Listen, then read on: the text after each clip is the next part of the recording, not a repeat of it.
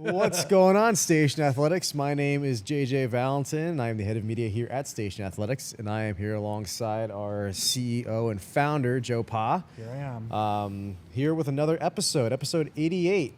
So this episode, we're going to be talking about the next 6-week cycle, which has been programmed by yours truly, not me. It's Joe. I did it. He did one. I did it, guys. Joe finally did something for Station Athletics. I did it. Oh, man. We were literally just talking about how this is the first program that I wrote. This program has been half done for 5 years. Just had it in a different doc? No, I just had it. Like, I had it done, and I kept saying, I'm going to get back into the cycle. So how we do our programming here, if you don't know, is we go through the staff. It kind of rotates. And I had a program written because I had a lot of members say, Joe, we missed it when you programmed. You know, when I was managing this location in Sparta, all I did was everything day to day, and I was still doing the programming. And then I just one day just stopped. It got a lot. If you've ever programmed before, it's very time consuming. And my staff is definitely capable of doing it, so I never really kind of threw it back in the mix. And so it's been literally half done for at least 5 years. And now you're back, and now we get to finally experience the 5-year wait of this programming. It's going to be awful, just so everyone knows. It's just going to hurt. It's going to be awful. And we're also going to be talking about functional movement myths, specifically within CrossFit, and kind of just around, honestly.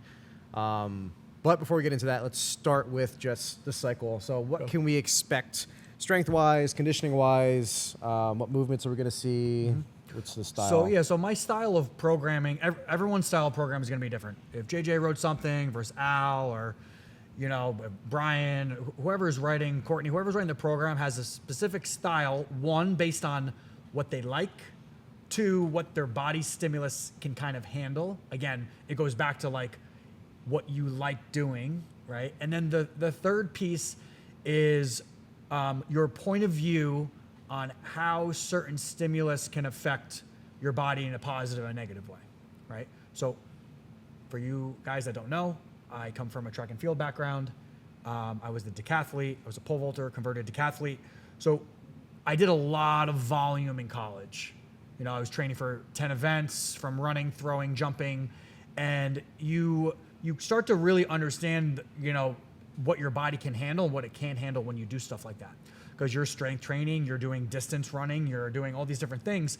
And when I got into my senior year of college, I got a new coach, Nate, if you're listening to this, he listens to all our stuff. He kind of put it, yeah. Hey, Nate. He put it into really good perspective for me. Body stimulus is solely based around high volume, low volume. And what I mean by that is it's what the individual can handle. So I had a training partner in college who was really, really good athlete, but didn't have to work nearly as hard as me from a volume perspective to still have the same results and output, right? So I used to overtrain because my body could handle the overtraining. And then Ross would work out half the amount of time and be on the same level as you? Be in the same level in the majority of the events, right? But a lot of people go back and say, it's just maybe he was just more athletic. And yeah, in certain aspects, he totally was. But my thing is you could always outwork it from a scenario of volume. So I would always focus on volume. Right? And what I learned with Nate in my last year of decathlon work was that I didn't need to train for certain things because so many other things crossed over. Okay. So an example was, if you're familiar with the way the decathlon works, there's only one distance race. And it's a 1,500. In my opinion, it's not even a distance race. It's still considered a sprint. Any of my distance runner friends would probably agree with me when it comes to that, right? So we never ran more than 250 meters, ever. But what we did them in, JJ, was in intervals. So here's a great example. 200 meter sprint, 80, 90%, right, effort. Jog backs, jog back across the track and do it again. But I'm talking a shit ton of volume, but the stimulus was low, so we never ran that. But then I had one of the best 1,500 times in our conference in the decathlete level. Yeah. But I didn't have to go run 800s and miles and miles and miles because the way the decathlon is, it's an explosive based athlete. It's almost all the events are explosive based. You're sprinting and throwing, all explosive based events, right? So in reality, you're really training for the 400-meter dash, but the volume that you do in the stimulus crosses over to the 1500. So I know I'm going off and rambling about this because that's what I do. I ramble. It's good to understand your thought process. Right, the thought process. So now let's take it on what my program is. I program in a scenario of very interval-based, okay?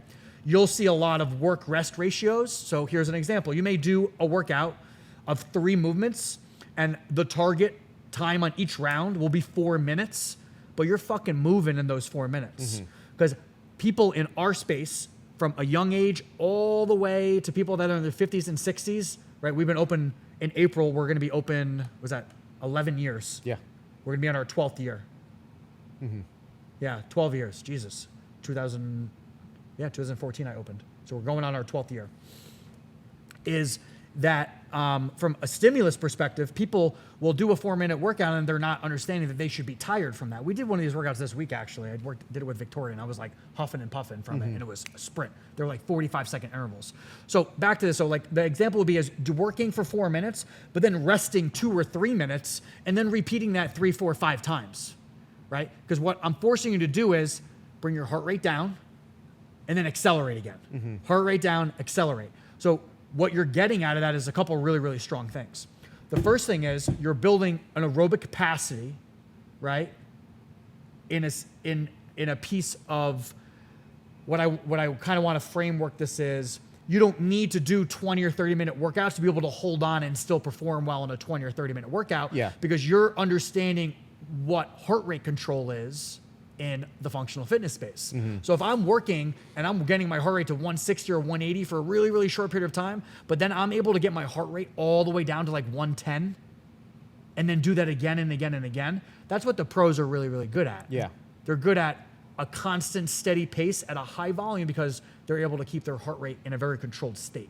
Yeah. Okay? So why I like training intervals and aggressive EMOMs, right? So every minute on the minute type of work is you're working. EMOMs that I don't like are ones that have excessive rest. So like an example would be, say you have 5 movements and one of those is rest. So you have work, work, work, work, and then rest. But each of those stimuluses, you're only working for say 20 to 30 seconds. Unless you're doing it for 30 or 40 minutes, it's difficult to have a result unless it's a skill-based thing. But if you're doing for strictly endurance, it's not worth it.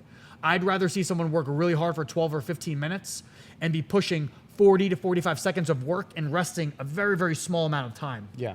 Because what it teaches you is stimulus and heart rate control, right? Over a short period of time that always counterintuitive to the long period, okay? Last example here is when I trained, when I was competing for a CrossFit game level, semifinals, regional level stuff. Yep. We would do some long stuff, but like the joke was, Joe could never handle a workout individually over 15 minutes. I couldn't. Still can't. I still can't. Still can't do it. Right? But where I thrived in the team world was a lot of stuff was work, rest, work, rest. So an example is like Vicky was on my team for the entire time. We knew that I'd be like, okay, I'm going to go and I'm going to sprint. And then Vic knew like, okay, I'm going to pick up and go. Right? And then Joe had a full 1-to-1 rest. So I was always a way better team athlete because I could exert myself at a really, really aggressive high level for a short period of time if I knew I was getting a 1-to-1 rest ratio or longer rest ratio. Yeah, a lot of this stuff is good too because it teaches you breathing. I know breathing is kind of super overlooked, and that's what really how you can control your heart rate is you're ripping it, you're just ripping on the row or whatever movement you're doing, and your heart rate starts spiking, right? And then you've had this rest. That's where you really need to in through your nose, deep breaths out through your mouth because it sucks because everyone's like with those short breaths is what really it doesn't slow down your heart rate enough. And it doesn't help you recover. And then it's just learning how to breathe in the movements. Exactly. Right. Imagine. Okay, let's go back to track and field. Right. There's a whole staggering breathing cycle in the 100-meter dash. I can't remember exactly, so don't quote me on this. But you only breathe like 5 to 7 times if you follow the format of a 100-meter dash. Like you barely breathe. Okay. So if you were to do that in the 400-meter dash, you'd pass out. Okay, so it's understanding the breathing capacity. A lot of people, like how many people, if you teach, like let's take a high skill movement, right? Let's take handstand walks. One of the biggest things people don't do is they're walking on their hands and they're doing it, but then they have to come down because they didn't take one breath. You're holding your breath the whole time. For 15 or 20 feet or whatever the distance was, right? It's like, it's understanding to breathe because you have to keep your heart rate coming down. So anyways, so back to intervals. The reason why the intervals and why I'm so predominant on them is it's such a well-rounded piece that you could train intervals and then go run a 5K or a half marathon and you'd be able to gut it out and do it. So back to the decathlon, that's what we would do is I would train sprints and power output. And then when it came to the 1500, I could still run a very aggressive time because I was able to gut it out because I was such a strong athlete because of the interval training. Yeah. And you're going to notice too, when you're doing these workouts in the cycle, in the moment, it's going to suck, right? Because you feel like you're exerting all the energy you can. And then in the rest, you're like, man, I'm really just trying to calm down, get my heart rate down. But when the workout's done, you're going to feel great. Because it's programmed that way though. Exactly. Right? No, that's what I mean. Like, this is what you can expect in the programming is that you're going to be like, oh, I could, exactly like you said, oh, I can go for a run right now. I could probably do a little more. And then afterwards, you're also going to think, in the moment, I probably should have done more.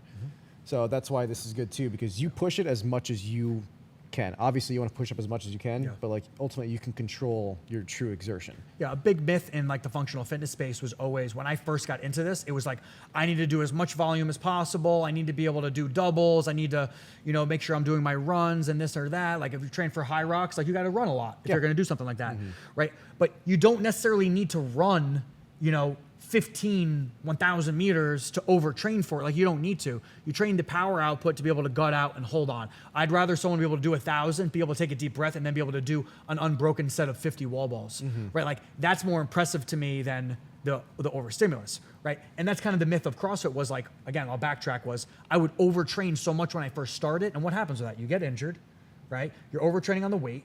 And you're really like, you're varying from the plan if you even have one, right? That goes back to our last podcast episode about the plan. was talking about plan. And that's why it's so important to understand why this is written this way. So when you think about an interval in this program, if you're at one of our locations and you're going to be following this, the interval is designed to where you should be severely out of breath at the end of that interval or that every minute or EMOM style basis.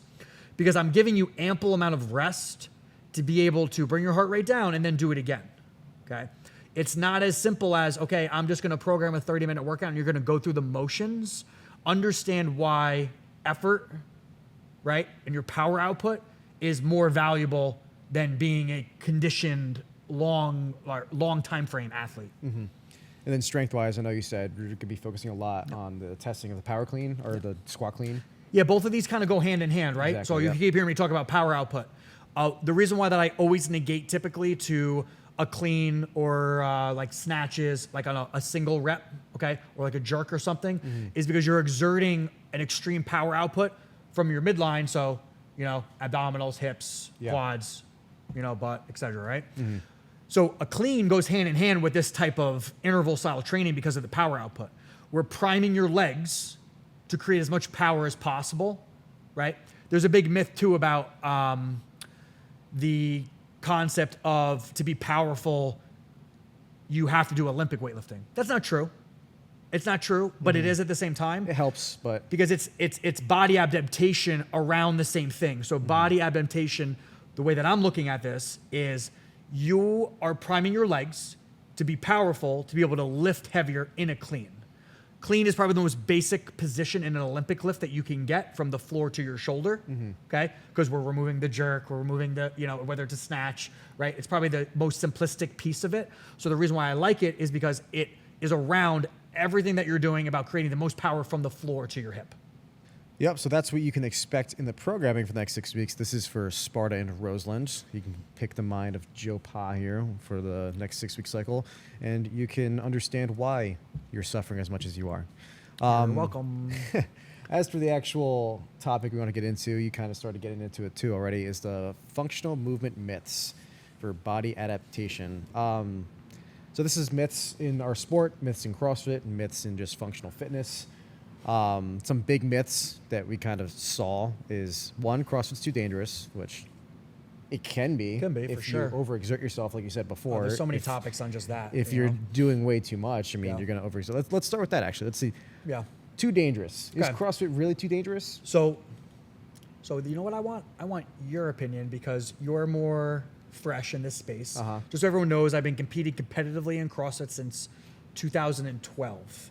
So I've seen the growth of CrossFit from early stages, and I've seen 25 fucking different changes in the competitive field. The movements change and everything. So what's your point of view? Vice versa. My side is I did this in high school for a little bit, probably like 2 or 3 years, and just came back about a year ago, coming up on a year ago, and I had my first comp in November of 25. Was it your first one? That was my first ever comp, besides the open. But Yeah. So my opinion on this is, from the outside looking in, everyone says like I did just straight bodybuilding, weightlifting after I graduated from college for about a year before I came back into CrossFit. And I remember like I made a few friends at the gym just because like we go to the same times, we see each other. Naturally, we just spark conversations, we run into each other on the machines. And they texted me like, "Hey, like you haven't been here in a little while." And I said, "Oh, I actually started doing CrossFit again." And immediately, one of the first things that I was told by every single one was, "Oh, you're gonna be hurt in a month." They're like, "You're gonna be in pain constantly." I was like, I mean, I could if I'm doing too much, but that's not like the best way to look at it.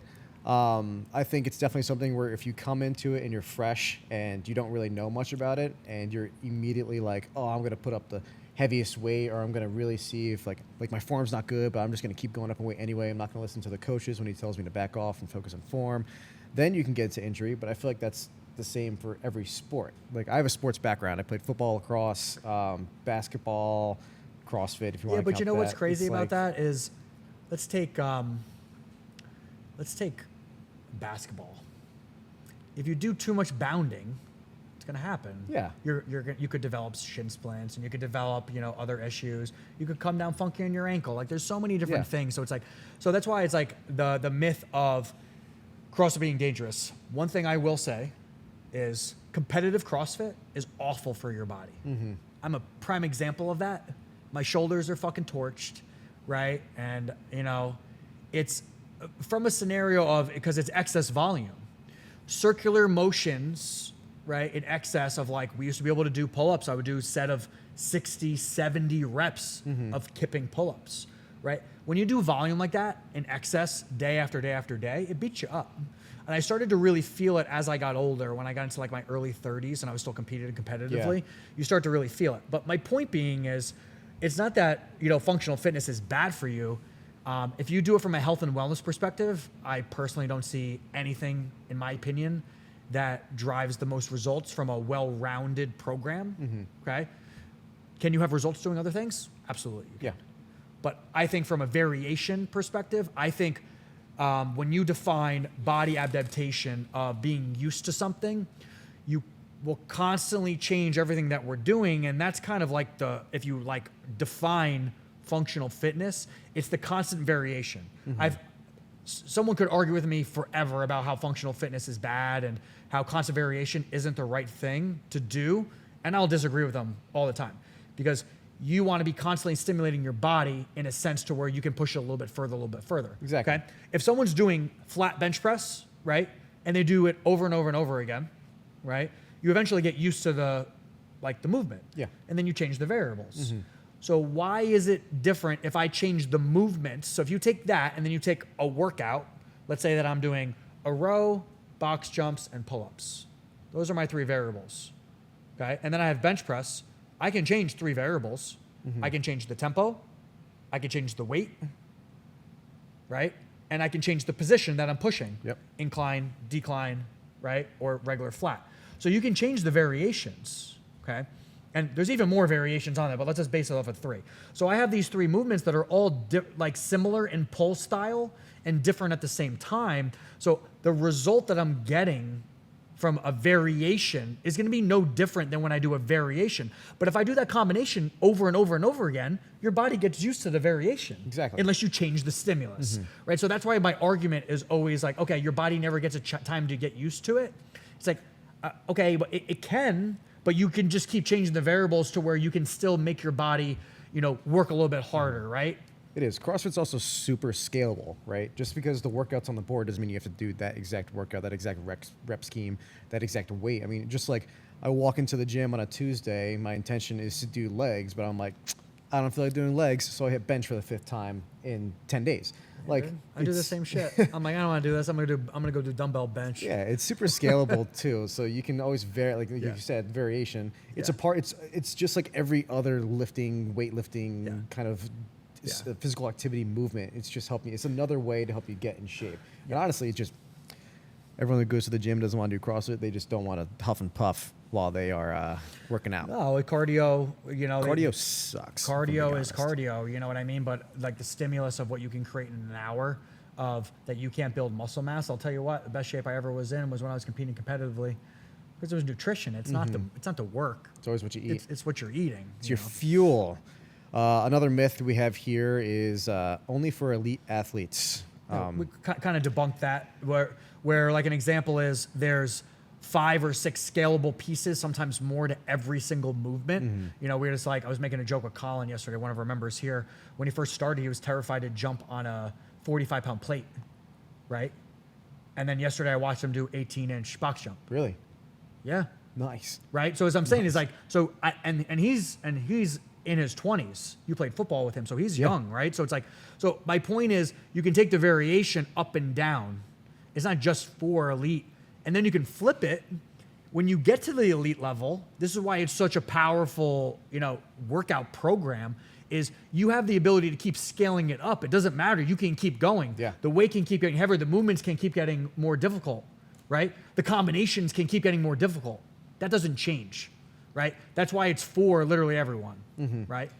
It's like every sport. I also don't like this myth too, because that's like saying weightlifting is only for elite athletes, because you see someone who went in, they were like 300 pounds, they lost 100, now they're freaking jacked, right? Yeah. Like, so what, you're going to say that this person, like only these kind of people can go and work out, right? Like, I don't like that myth just because of that. I mean, sure, if you want to compete at an elite level, yeah, it's for elite athletes. But that's but every training, sport. But like what I just mentioned, it becomes a sport at that point. Exactly. So you're training for a sport. So then the movements change. Like we talked off air about this, about movement patterns, about how we're going to get to this in a second, about how like a kipping pull-up and a strict pull-up, they can't be compared as the same movement, Yeah, the next one is, well, this is a quick one. CrossFit's a cult. It is. It's a cult. It is. I'm not going to deny it. It's more so community, though. We're not eating people. Not yet, at least. But it's a community-based thing. I mean, that's what it is. It's like you see a lot of people getting married, meet from here. Exactly. A lot of people that build new friendship groups. That's what it is. It is a cult. I'm running with it. CrossFit is so big too with the community aspect, and I feel like that's what draws a lot of people in. Like I know we mentioned Colin before. I kind of had the same mindset that he did, where going to the gym was rough because you go from working out and lifting with your teammates, your brothers, people you've been playing the sport with for however many years, and now you're by yourself, right? Everyone's doing their different things. Some people are still working out, some people aren't. Some people have jobs. You can't lift at the same time as you. You have a job. You can't go and like lift at the same time you used to, and like just it's just life. But the community aspect of CrossFit is cool because you come in here and you see the same people. You're doing the same workout with the same people every single day, and it's like that's just how you build. I mean, if you're going to be around the same group of people every single day, naturally you're going to start drawing conversation. You're friends with those people. Yeah, and that's the whole concept there is you. This fits into so many people's schedules because everyone can find an hour in their day to take care of themselves. And it's the same thing as why you make such great friendships with your coworkers is because it's the same reason why you make such great friendships in CrossFit is because by having the suffering together of going to work and killing yourself in the gym, you just kind of build that bond there. That's right. Last thing, not really last thing, but the next thing on here I have is CrossFit is a fad, and just another thing that's... Well, we're going to do a full episode on this in general in the upcoming weeks. But in general, the brand hasn't really done a whole lot recently. We're going to have a full episode on this to kind of go through it in general.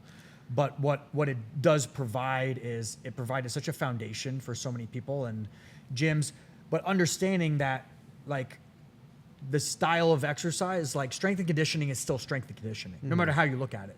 You could be predominantly one style of strength and conditioning or one side or the other. You could be predominantly conditioning one side or the other, right? It's finding a nice blend that works. And that's what it originally brought was so many people into a fitness space from different perspectives, but then all the strong gyms survive because they understand true strength and conditioning. And that's what we do here is we have a well-rounded program, and that's why we've done so well over the last 12 years. It is, because you can come in here and you can train for literally anything. Like I started coming in here to train for football and lacrosse. I know you can come in here, the CrossFit is a nice base for high rocks, for Spartan races, for all these different types of like big fun things that you do. So, it's so funny you say that. So the best people in high rocks right now, most of them, I'd say the top 1% are all high level CrossFit athletes. They are. Because they can do everything. Because that's the whole concept is that's what they all the movements are everything that we do, right? Burpees, wall balls, lunges, etc. Right? So the whole concept is that. Yeah, I don't know if you look up the world record for a high rocks race. It's held. Do you know who it's held by for females? Who is it? Tia Claire Toomey. Is it Tia? Tia, for those of you who do not know, Tia Claire Toomey is she's the greatest by far the greatest CrossFit athlete ever. She's won like 6 straight games now. Yeah, on the female side. I think this is the first year she's not competing in it. Yeah, it's because she's pregnant. Because she's pregnant. But she came back from having a baby and won. Right. So it's like, but that's my point, right? Is so you take everyone else. You take, Noah Olson and some of these other high level athletes, and they all have top times in these events. Yeah, CrossFit's just that foundation. Like you can train for literally anything with it, which is why like it can be considered a fad for a point, but it's been around really too long to call it a fad. You can't say it like that anymore. And it's still kicking. And like while like sure it's the CrossFit brand, like you said before, but like it's kind of evolved into more than just CrossFit. Yes. And I know, like, you can talk about myths with just the movements we do. So CrossFit people get made fun of a lot, and people don't want to come to CrossFit because they're like, you guys are cheating reps for pull-ups, or you guys cheat reps left and right. I saw one the other day of a bodybuilder basically saying that a kipping pull-up is a cheating pull-up. I guess prospectively you can look at it like that, but that fucking person's totally wrong. Then a push press is a cheating push press. Yeah. It's a cheating rep too. It's totally different. Because when I'm training a pull-up and a kipping pull-up, the kipping pull-up or the butterfly pull-up, right, is a skill movement, and a strict pull-up is a strength pull-up. You can't compare them. We talked about off-air about this as well. If I'm going to perform let's just say a snatch, right? And let's say the variable is the weight. Okay, so if I'm doing a snatch at 75 pounds, and I'm doing 50 or 60 reps in a row of that weight, and an Olympic weightlifter watches me do that movement and my positioning is way off, it's not that it's wrong. It's because the body adaptation to do that requires a body position that is very, very different than if I'm pulling a 1 rep max on a snatch from the floor at, double, triple, quadruple the weight, right? You cannot compare them because it is a skill change. So competitive CrossFit, right, or skill, like scalability on things to create faster times on speed or weight is all done by changing the variable, but the variable is the skill, right? To be able to hold onto the bar to do pull-ups in a butterfly formation is a skilled movement versus just doing a strict pull-up, and that is a strictly muscle capacity strength. Yeah, I think what people forget too is that CrossFit, this is a sport. It's a separate sport. Just like Taekwondo is a sport, right? You go to MMA, mixed martial arts is a sport. Playing football, playing lacrosse, playing basketball, like those are your sports. So you're going to focus on sport-specific stuff, right? Like field hockey and lacrosse. Somewhat similar, one's in the air, one's on the ground, both on fields, outdoors for the most part.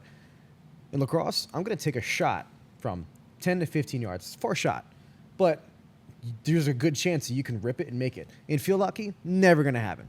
Never going to happen. Yeah. You can't compare them, right? Same thing.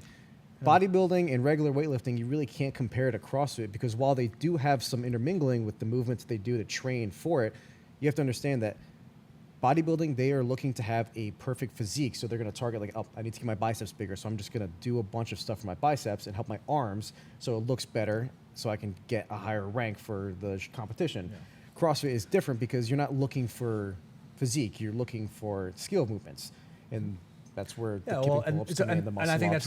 that's where the problem overlies, the overlap of what's acceptable and what's not is just very different in the two places, right? Just because I'm not always doing strict pull-ups, because if I did strict pull-ups over and over and over again, I'm not practicing the butterfly skill or the kipping skill. So I'm not going to be proficient in it, which is going to cause me to be slower if I go to a competition. Exactly. And that's why the thought process is, this is a skill for this specific sport, whether it's weightlifting, gymnastics, right? Like I've had gymnasts rip us apart for the way we do handstand walks. Guess what? I can walk fucking on my hands faster than they can, but it looks like shit, right? Because we're not in a nice, perfect, candle position and very, very tight. Because it's sports specific. And that's where the mentality of people are like, oh, that's dangerous, or this is wrong, or this is cheating. It's like, hey, well, it's none of those things, because you're not understanding the objective of what we're trying to accomplish in that. Yeah. That's something too, though. If you're going to come in and do this, you just got to be open to that. You got to understand. It's the same thing as walking into an MMA gym. I remember the first time I walked into an MMA gym was I did when I was younger. The first time I actually walked in to actually train, I'll walk in there and we're doing jiu-jitsu, and I'm like, the fuck are these guys doing? I'm like, I have no clue what's going on here. I'm just going to kind of wrestle my way through it and see if I can get through. But I'm like, I don't know what I'm doing. It's the same thing when you walk into a CrossFit gym and you see people doing muscle-ups and kipping pull-ups. At first you can be like, the fuck is that guy doing? Clark Crawford, he was one of our members. He talked about first time he walked into a CrossFit gym. This guy had a crazy weight loss. He lost over 100 pounds. He was like, his doctor told him he was going to die. I've mentioned him multiple times, but I just think his story really stuck with me. He said first time he walked into a gym, he saw people jumping up on boxes. He's like, what are they doing? He's like, they're getting better. And he's like, by jumping on boxes? Like, yeah, it's just what they do at CrossFit, and it works. I mean, he lost a ton of weight, and he's living a much healthier and fitter lifestyle now because of it. But it's just, you got to be open to this. You got to understand that when you walk into this, it's a different sport. It's something that you're not used to. It's something that you're going to learn, and you just got to accept. But great community, great everything for it. Definitely very welcoming. I know every single gym I've walked into has been super welcoming, where they're always like, yeah, even going to CrossFit competitions. I've only been to 2 so far. But I've been to more than that, actually. I've been to Wadapalooza. So I've competed at 2. But You did go, who was competing when you went? I can't remember. It was your first year. Was it my first year? That was a long time ago. That was a long time ago. Holy shit, that was like 2015 or 16. What a time to be alive. But yeah, but like you go to the competitions, everyone's so welcoming, everyone's so friendly, everyone's supporting each other, and like you don't always get that. And I think that's always a nice thing. Yeah, the community piece is always that. And then I guess my final thing on like the comparison piece of like this movement versus that movement is understanding that, I said this in the last episode, there's no wrong program, right? We talked about this. You follow a different program. Yep. I follow like 5 different programs over the years, different companies and different individuals that I thought were good at programming. It's all about kind of the effort that you put forth into the program of what it is. You could strictly do, right? And everyone always is like, well, why do you call it bodybuilding? He's like, because my world, bodybuilding and stationary movements, right? Machine work, cable machines, like that's what we refer to as bodybuilding. They're gonna say, well, it's just weightlifting. Yeah, it is just weightlifting. But the way I look at weightlifting to me is Olympic weightlifting. Yeah. Right? There's nothing wrong or different. It's just a different point of view and perspective. You have so many people that are in phenomenal shape from just doing what I call regular bodybuilding, right? But I also can be in phenomenal shape with Olympic lifting, CrossFit style, functional fitness style movements. There's not really a wrong path. It's just being consistent in whatever you're doing, right? And they will overlap, right? So some of the best things in our space is accessory work. When you go do that actually bodybuilding accessory work where you're doing tempoed rows and cable machine work or, anything banded wise, like it's a phenomenal, piece that goes hand in hand with our conditioning and our strength training. Yeah, so really to summarize, I mean, if you are suffering in a workout coming up within the next 6 weeks at Sparta or Roseland, you can thank Joe for that. And there's a lot of myths within our space that you just kind of have to ignore. Not everyone's going to understand it because everyone has their own mindset about it. And you just got to understand, stick to it, that this is what we do, it works, and we are trying to get everybody better. Yeah, so if you have any questions, feel free to leave a comment down below, DM any of our Instagrams, leave a comment at any of those Instagrams. And make sure to stay tuned for future episodes. And what is that saying? I'll see you at the gym. And I will see you at the gym.